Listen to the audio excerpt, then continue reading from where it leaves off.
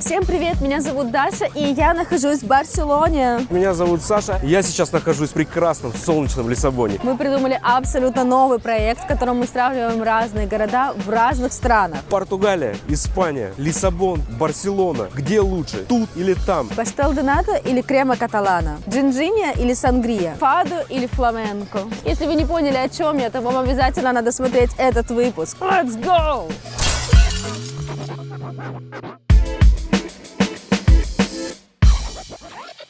Я решил поехать позавтракать, сел в такси и понял, это же обязательно надо сравнивать, потому что цены тут в Лиссабоне и там в Барселоне наверняка разные. В Лиссабоне очень удобный Uber, потому что время ожидания всего там 2-3 минуты, но не более. Только вызвал, машина уже здесь на месте. Эта поездка сейчас у нас занимает 20 минут примерно, 9 километров. Это практически весь город и цена всего 9 евро. Это довольно дешево в среднем по Европе. И есть ощущение, что в Барселоне на порядок будет дороже.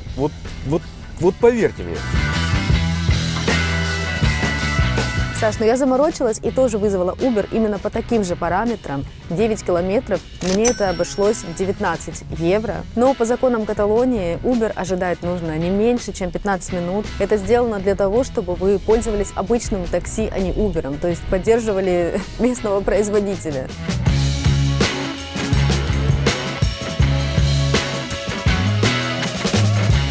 Имейте в виду, в Лиссабоне бывают пробки. В общем, имейте в виду, в Лиссабоне бывают пробки, как и в других имейте в виду. Сначала мы хотели сравнить Макдональдс тут в Лиссабоне и там в Барселоне, но поняли, что цены примерно одинаковые. И я решил выбрать типичное португальское место для завтрака, а это кофейня. Вот, очень интересное место, называется Падария Португеза. Падария переводится как пекарня. Здесь шикарный ассортимент и вот такой вот апельсиновый сок.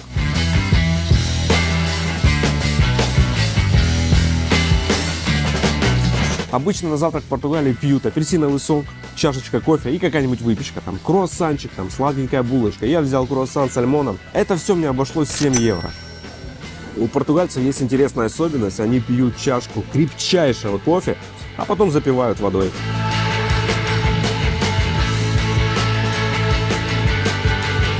А я выбрала сетку типичных испанских пекарен Граньер. Я думаю, что это лучшее место для того, чтобы позавтракать. Пошлите со мной, попробуем, какие здесь круассаны, апельсиновый сок и кофе. Кофе здесь побольше, чем в Лиссабоне, я думаю. Ваше здоровье! Я заказала кафе кон лече, апельсиновый сок и круассан с колбасой и сыром. Без апельсинового сока испанцы вообще свою жизнь не представляют, поэтому я тоже решила не отставать. Давайте пробовать этот круассан. Испанцы очень редко пьют капучино, знаете, чтобы пенка такая была. Они обычно пьют кафе кон лече. Это кофе с молоком. Давайте, что ли, хлебнем. Обычный кофе. Бывало в моей жизни и получше. Короче, это максимально калорийно, но я не понимаю, почему испанцы все в такой хорошей форме. Мне этот набор обошелся в 9,50.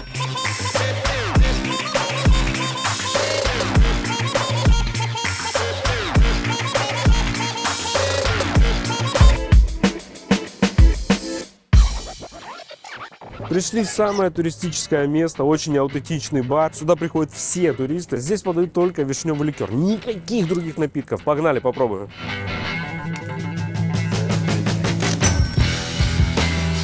В этом заведении ликер выглядит вот так. Просто стеклянная стопочка, ликерчик и 2 вишенки. А есть места, где шоколадные стаканчики. Сейчас покажу. Знаю, что это место очень популярное на самом деле, очень классно. Джинджиния, он шоколад. Короче, бабусики не могу найти. Карманов 25 тысяч. Смотрите, какой прикол. Такая маленькая миниатюрная стопочка из шоколада. И здесь внутри вишневый ликер. Пахнет шоколадом. Знаете, как конфеты шоколадные с вишневым ликером. Один в один. Чувствую себя преподавателем 8 А, когда подарили конфеты с вишневым ликером. Помните, вот все дарили? Но, мне кажется, надо повторить. Я шел, гулял по улице, вообще не планировал никакой выпивки. И тут вот такое прекрасное местечко, вот такая милая бабушка у себя дома продает джинджини просто в шоколадных столочках. Посмотрите, стоит всего лишь 1 евро. Наслаждение, кайф, настроение, во. Здоровья, сауды. Сауды. что-то. В Барсе тоже есть свой напиток, он называется сангрия. На мой взгляд, это летний напиток, и мне как-то странно пить его в феврале, потому что там дофигища льда, но испанцы его пьют круглый год. И летом, и зимой, и весной, и каждый день, и с утра, и когда только можно. В общем, они пьют его всегда. Он опять пришел. Смотрите, рецепт простой. Берете газировку, вино, апельсин, лимон, еще сахара туда побольше насыпьте, чтобы вообще зачетно было. Горсть льда закидываете туда, все это вот так вот это бултыхаете, и божественный напиток готов. На самом деле обычно. И если вы будете сидеть в туристическом месте, то вам обязательно туда нальют сангрию, которая стояла уже 2 недели, то добавят сахара, и вы будете такие пить. Какая вкусная сангрия. Вообще я не очень люблю этот напиток, потому что, мне кажется, обычное вино гораздо лучше. А здесь выбирают не лучшее вино, потому что оно завуалировано сладким вкусом сахара. Я считаю, что многие рестораны так избавляются от вчерашних остатков вина, просто добавляют сахар и выставляют на продажу. Все туристы такие, что-то в этом есть.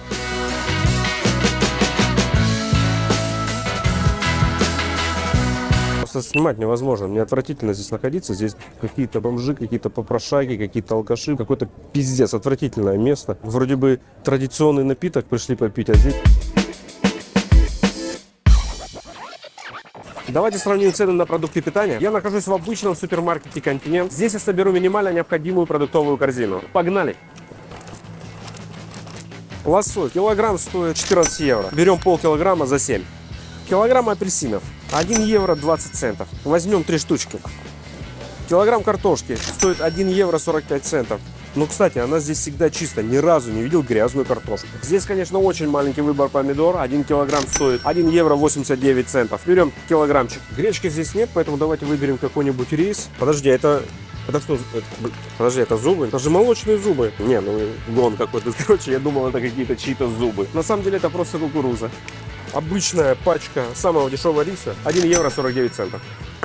После риса будет определенно сушить, поэтому надо подстраховаться, взять водички. 1,5 литра 39 центов. Вино в Лиссабоне и так дешевое, так здесь постоянно скидки. Ну вот смотрите, Алентежо резерва 2020 год стоило 7,5 евро. Сейчас скидка 50%. 3 евро за бутылку. Берем одну бутылочку. Да кого я обманываю? Давайте сразу 3. Обязательно надо взять хлеба. Возьмем багет. 89 центов. Отлично. Блин, невыносимо ходить по магазину голодным и собирать эту минимальную корзину. Здесь такое количество. Там, чипсы, шоколадки. Со своей минимальной корзиной приводали. Говорят, в Европе нет подсолнечного масла. А это туда что? 1 литр 2 евро 20 центов. Ну и без сахара в нашей жизни никуда. Диета в следующей жизни. 1 килограмм сахара 1 евро 39 центов. Упаковка черного чая. 20 пакетиков. 1 евро 89 центов. Берем. 1 литр коровьего молока 1 евро. Здесь яйца по десяткам не продают. Либо 6 штук, либо 12. Пожалуйста, 12 штук 2 евро 65 центов. Они, видите, в розовой упаковке, потому что в этом сезоне это тренд.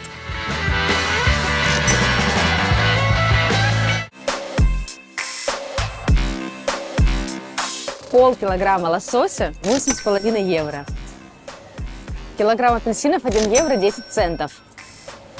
Килограмм картошки 69 центов. Помидоров огромный выбор. Я нашла самые дешевые за евро 89 килограмм. Пачка риса евро 30. 1,5 литра воды всего 23 цента. Кстати, Саша, на винишко здесь тоже всегда большие скидки. Вот, например, супер прессио. Но если пишут супер прессио, значит надо брать. Дурон называется. Я когда выпью, такой дурон. Всего 6 евро. Наши, когда приезжают в Испанию, почему-то думают, что вино нужно покупать именно региона Риоха. А испанцы мне шепнули на ушко, что они пьют вино региона Рибера. Интересно, кто разбирается в вине лучше? Ароматнейший, хрустящий багет. Всего 56 центов. Очевидно, что в Барселоне еда дешевле, чем в Лиссабоне, потому что здесь дешевле бензин. Литр подсолнечного масла стоит 2 евро 14 центов. Сахар евро 35. Чай 2 евро 9 центов. Здесь просто огромнейший выбор молока. Мы ищем самое дешевое. Смотрите, мы мэчимся с коровой. Но мы не будем брать такое дорогое молоко. Мы найдем гораздо дешевле. Вот 98 центов. 12 яиц 2,29.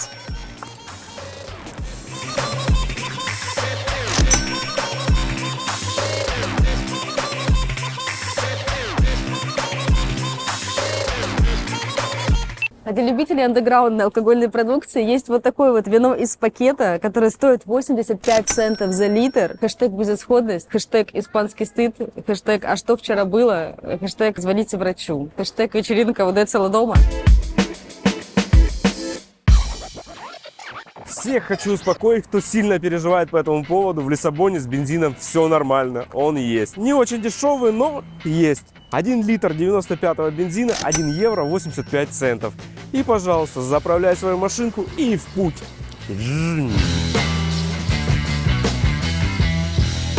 Да, в Испании с бензином тоже все ок. 1 литр стоит евро 71 цент. И плюс еще государство помогает автолюбителям и берет 20 центов за литр на себя. Поэтому окончательная цена на бензин получается 1 евро 51 цент.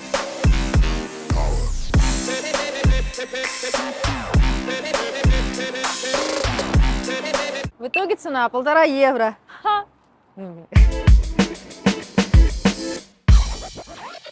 Я думаю, еще актуально будет сравнить безопасность тут в Лиссабоне и там у тебя в Барселоне. Португалия входит в 5 самых безопасных стран в мире, а Лиссабон это один из самых безопасных городов в Европе. Но, если честно вам сказать, тут такие люди ходят. Тут иногда к тебе подойдут какие-то бомжи, какие-то шнырьки, какие-то наркоманы, что-то просят. Я себя здесь безопасно не чувствую. Но статистика говорит обратное. А где безопаснее, тут или там? Ну, я думаю, это решать каждому. Смотрите, Барса вообще не безопасный город. Здесь нужно очень крепко держать телефон в руках, зашить деньги в трусы и поменьше украшений. У меня учиться не надо. Я стая сорока. И здесь очень много случаев воровства. Даже я сама была жертвой, но я отбила свою сумку. Так что будьте начеку, будьте бдительны. Не дайте себя обокрасть, крадите первыми. И не щелкайте клювом, смотрите по сторонам и будьте начеку.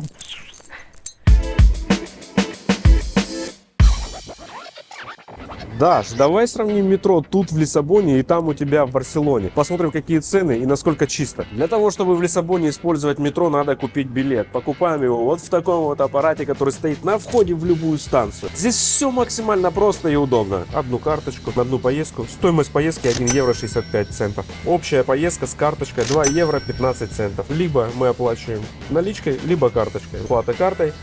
Получаем, естественно, наш билетик. Билет надо приложить вот к этой синей штучке.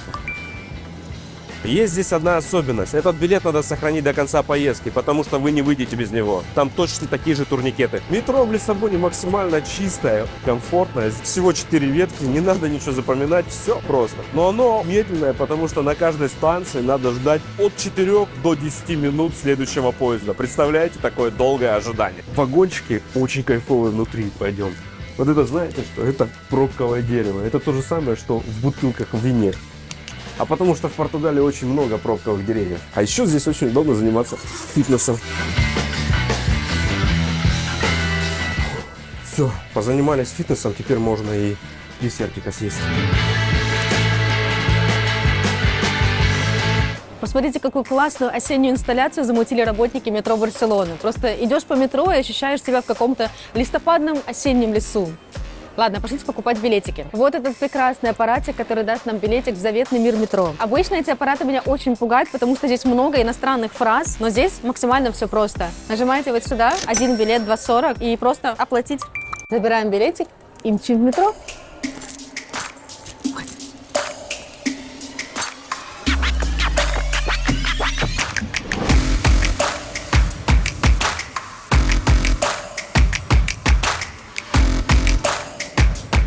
Смотрите, метро в Барселоне не слишком чистое, но и не слишком грязное. Такое so-so, 50-50, 50 на 50. Не знаю, подкиньте еще синонимов. В общем, та листва, которая была под ногами в начале, я думаю, что ее просто надуло ветром. Поэтому забудьте про это благополучно, жить можно. Вагоны не очень современные и не очень чистые. И вообще их нужно трогать руками, для того, чтобы открыть. Мне кажется, после коронавируса вообще ничего не хочется трогать в метро. Но, возможно, их откроет сейчас кто-то изнутри. Yes.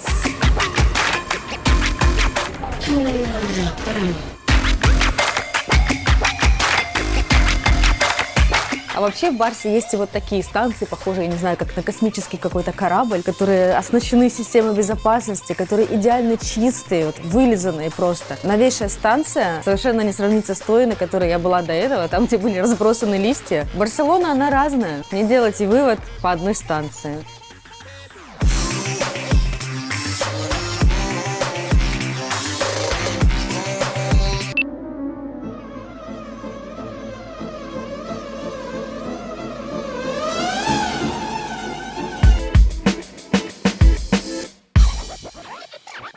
В древнем готическом квартале Барселоны расположилась вот такая вот аутентичная кондитерская, которая называется Дульсинея. Почему бы нам не сравнить традиционные типичные сладости Лиссабона и Барселоны? Пойдемте попробуем типичный десерт Барселоны. Сделала заказ, жду. Я просто в раю для сладкоежек. Я заказала все самое типичное. Может быть, в Лиссабоне это какая-то паштела доната, а здесь у нас чуррос с шоколадом и вот это вот крема каталана. Даже не знаю, с какого начать. Давайте начнем с чуррос. Повозюкаем это в горячем шоколаде. Я вообще ни разу не пробовала этот десерт, и сейчас это будет первый раз.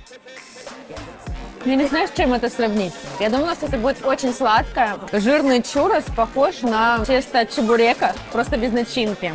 И шоколад не сильно сладкий. Я думала, что это будет похоже на нутеллу. То приступим к крема каталана. Не знаю, зачем принесли 2 ложки, чтобы есть в 2 руки. Крема каталана – это вот такая вот глиняная плошечка крема, который посыпан сахаром и подожжен газовой горелкой. Вот так вот сверху он застыл, такой твердый. Его так нужно поломать. Начинаем пробовать, друзья, ради вас. Холодный. Я думала, что он будет горячий. Классный, необычный, интересный десерт. Попробовать точно стоит. Закажу еще парочку. Даша, ну а я покажу самый знаменитый десерт тут в Лиссабоне, и вот эта очередь как раз за ним. Если вы приехали в Лиссабон и не попробовали вот это пирожное, которое называется паштела доната, чего вы сюда вообще приехали? Самое популярное, что может быть в Лиссабоне. Вообще этот город можно было называть не Лиссабон, а паштела доната. И в него путешествовать, понимаете? Потому что это символ, это сердце этого города. Это вообще все для этого города, это все для португальцев. Португалец без паштела доната это не португалец. На последние деньги любой португалец выпьет чашечку кофе и съест паштела доната. Я сейчас нахожусь в том месте, где родилось это вкуснейшее пирожное. О популярности этого места можно судить по размерам этого помещения, по количеству людей, которые здесь находятся. И это не единственный зал. Там еще есть много-много-много таких же залов, там поменьше, побольше, очень аутентично. Если вы находитесь в Лиссабоне, бросайте все свои дела и прямиком сюда. Это называется Паштейс де Белем.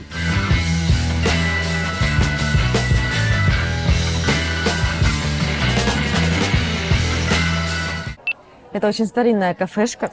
Почему я кафешка называю? Это очень старинная кондитерская. Давайте зайдем и сравним и попробуем. Есть легенда, что рецепт хранится в строгом секрете, передают его только на ушко. Придумали это все монахи, которые в соседнем монастыре живут. В общем, в Лиссабоне вот такие дорожки, маленькие тротуары. Это еще очень широкие. Вообще бывают вот такие, там ходишь вот так вот. И здесь везде белый камушек, это калсада называется. Это уже символ просто Португалии, который используют там в маркетинге везде, короче. Там какая-то есть история. Ну, в общем, я же не историк, не эстет, я вам эту задроту рассказывать не буду. Найдете там кого-нибудь в ютубчике у себя. Но вот эта история, она неудобная, потому что когда идет дождь, скользко, просто нереально. Я вам говорю, просто очень скользко. А девочки, а вы можете забыть про свои каблучки, про свою красоту. Здесь вы будете использовать тапочки, кроссовочки, мокасинчики и ходить здесь смело. А иначе вы поломаете свои красивые ножки и будете очень сильно рыдать на грудке у своего любимого. В Барселоне, в отличие от Лиссабона, широкие проспекты, и не нужно вот так вот тереться с прохожими в этих узеньких маленьких тротуарчиках. Еще здесь очень удобно ходить на каблуках, потому что здесь нет никаких спусков, нет никаких подъемов, нет вот этой калсады. Здесь просто удобные тротуарчики, плиточка. В общем, ставим этому городу лайк. Я думаю, что он побеждает в этом раунде. Фух. Я, честно говоря, уже устал, потому что по Лиссабону это постоянно ты поднимаешься куда-то, потом постоянно спускаешься. Город, который стоит на холмах. В общем, ноги болят. В спортзал можно не ходить. Фу, бля. Подожди, может я не дойду до туда?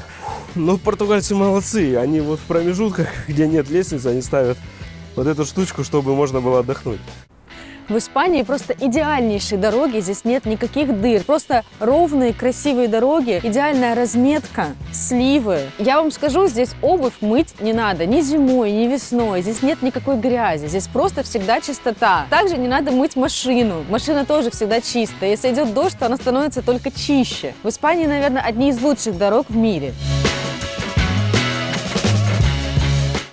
Но здесь проблема не только, девочки, у вас, и автолюбители тоже огромные, потому что вот такие дороги, постоянно надо ремонтировать машину, дорог просто не существует в Португалии. Есть там где-то в центре пару хороших, но в основном это вот такая история. Где-то латки, где-то дырки, в общем, дорог нет.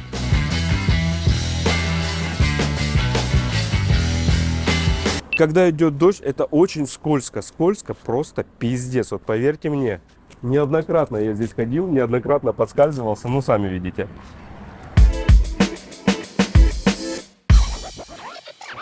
Друзья, мы целый день ходим по городу, снимаем огромное количество для вас контента. Потом садимся передохнуть, перекусить. И появляется моя любимая рубрика «Я и бокал». В Лиссабоне, когда заказываешь бокал вина, тебе ничего дополнительно не приносят для закуски, как это бывает в других странах. Цена такого удовольствия 4 евро 90 центов. Но будьте осторожны, если вам принесли закуску, ее наверняка включат вам в счет. Так как закусок не принесли, а я просто так пить вино не люблю, мне пришлось заказать еще один символ Лиссабона — сардинеш. Тотальный рекомендацион, друзья, попробовать сардинки в Лиссабоне. Это очень вкусно и полезно. Кстати, тут в Лиссабоне не обязательно оставлять чаевые, но я оставлю. Я тоже решила узнать, сколько стоит один бокал вина в Барселоне. И я таки узнала. Этот бокал стоит 3,90. Я почему-то думала, что в Барселоне, как и во всей Испании, всегда приносят какую-то закуску к вину. В Мадриде, в Севилье, везде, где я была, всегда приносили или чипсы, или орешки, или какие-то оливочки. Но я так поняла, что в Барселоне этого ничего нет, и мне пришлось заказать какую-то картоху. Здесь майонез, кетчуп, и это блюдо называется пататас бравас. В любом другом месте Испании я бы просто выпила бокал вина за 3,90 и съела бы вкусный тапос за бесплатно. Но здесь мне пришлось платить. В Испании, кстати, говорят, что каталонцы очень жадные. Походу, это так. Картофа, кстати, невкусная, не советую.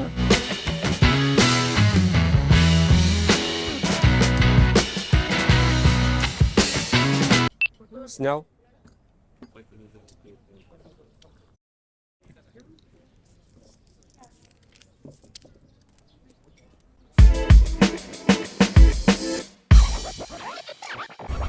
Я думаю, соточка никому не помешает. Вот эти 100 евро мы разыграем среди вас. Но для этого надо написать здесь комментарий, подписаться на канал и подождать немножко. В один день мы это разыграем и отправим лично вам на счет, в какой бы стране вы ни находились.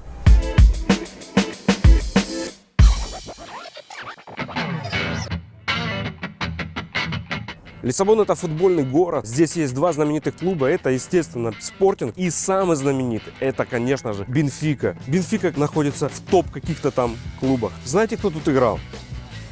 Эссебио. Цена билета на футбольный матч в Лиссабоне начинается от 50 евро.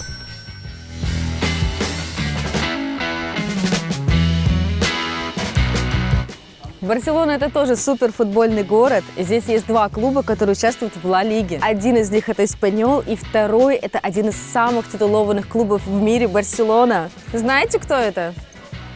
Я нет. Если знаете, пишите в комментариях. Минимальная цена на футбольный матч, так же, как и в Лиссабоне, начинается примерно от 50 евро. Но если у вас нет абонемента, то вряд ли вы купите билет по такой цене, потому что здесь работают перекупы. Для обычных людей, для обычных туристов здесь цена будет примерно от 150 до 200 евро.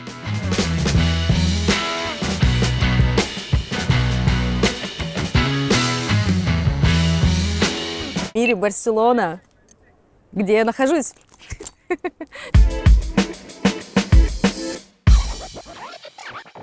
Барселона — это фламенко, Лиссабон — это фадо. Если вы не знаете, что это такое, то сейчас мы вам покажем, как это проходит тут, в Барселоне, и там, в Лиссабоне. Идем смотреть фламенко.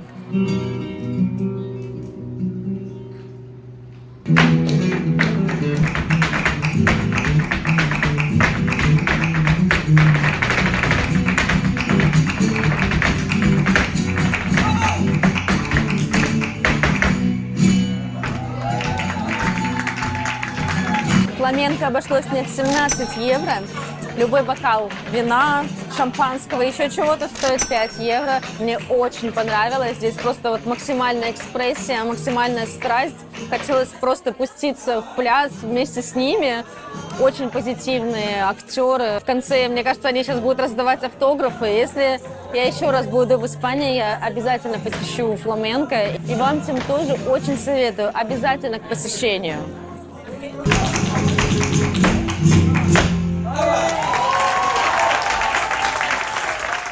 А в Лиссабоне я пошел в ресторан, где во время ужина можно бесплатно послушать фадо. Es uma canção que o meu coração só canta. Честно говоря, я думал, будет намного печальнее и грустно, потому что меня пугали все, говорили, фадо, это песенки, про грусть и печаль. Было весело, балалайка, что-то там какая-то гитара, веселенькие песенки, правда, о грустном, но все же. А тем временем мне принесли вот такую таблу, это доска, сырочек, джем и презунто. Презунто то же самое, что хамон. Я знаю, что сыр с вареньем мало кто ест. Я вам рекомендую, попробуйте, либо с медом, либо с вареньем. Это всегда вкусно. Menina que canta, és uma canção que o meu coração leva na garganta. Мне бы выучить движение фламенко. Они как-то...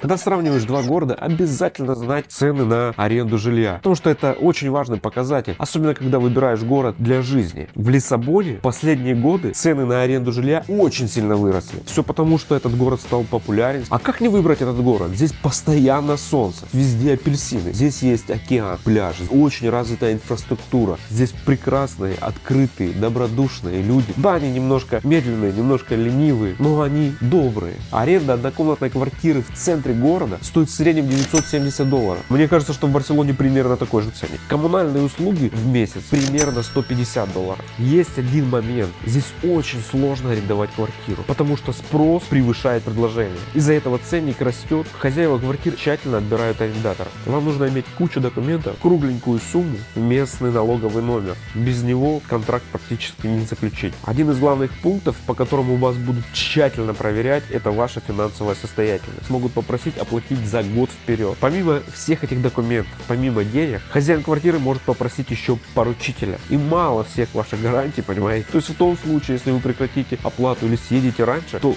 ваш поручитель будет платить за эту квартиру. Когда вы заключаете здесь договор на год, вы не можете съехать раньше. Там все это прописано. Поэтому внимательно читайте. Арендовать квартиру в Лиссабоне – это максимально сложный процесс. А тут в Барселоне арендовать однокомнатную квартиру в центре города стоит примерно 1100 евро. Коммунальные услуги в среднем выходят на 200 евро. Это в зависимости от того, насколько вы любите долго плескаться в ванной. Так же, как в Лиссабоне, в Барселоне очень сложно снять квартиру. Здесь необходимо какое-то огромное количество документов предоставить. Такое ощущение, что вы проходите проверку в ФБР. Арендодатели очень боятся за свои квартиры, потому что есть проблема оккупантов, которые заселяются в квартиры и потом не платят за аренду. Выгнать их невозможно. На законодательном уровне они могут жить в этой квартире, не платить. Оккупанты – это огромная проблема.